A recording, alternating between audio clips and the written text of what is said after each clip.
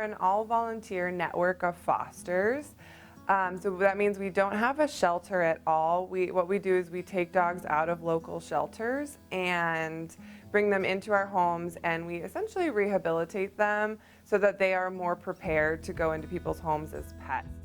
A shelter environment is very high stress. I've also volunteered at a local shelter, and I used to live in Pflugerville and volunteered there. And I've seen firsthand on a daily basis how very, very stressful it is on dogs. And what you see in a shelter in terms of behavior is oftentimes not what that dog is like once you bring it home and the environment is more calm and they feel safe and secure. Yeah, I do. I think that they're better adjusted a lot of times because they've already lived in a home, and so they know they have some expectation for what home life looks like, especially dogs that have been in the shelter for a while. Sometimes that can be a tough transition.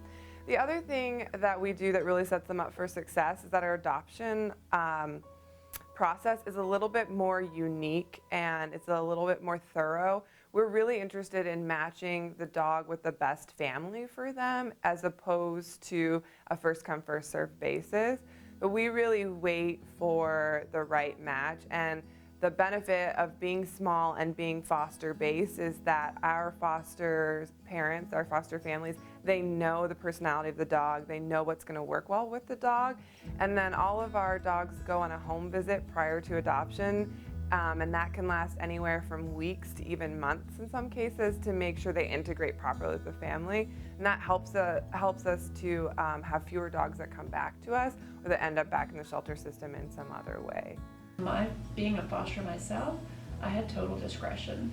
A lot of times I would look at an application and I might contact my foster sponsor, which was a board member, and talk about a concern I might have over an application, but it was always left to me.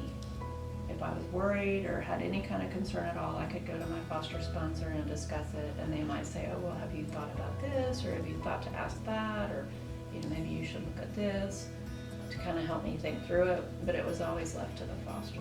So moving forward, we're hoping to expand our influence and partner with more businesses in the community and get our message out there to continue not only rescuing homeless dogs, but we also want to start expanding into some education and getting people to have more awareness about spaying and neutering their pets, microchipping so their pets can be returned to them.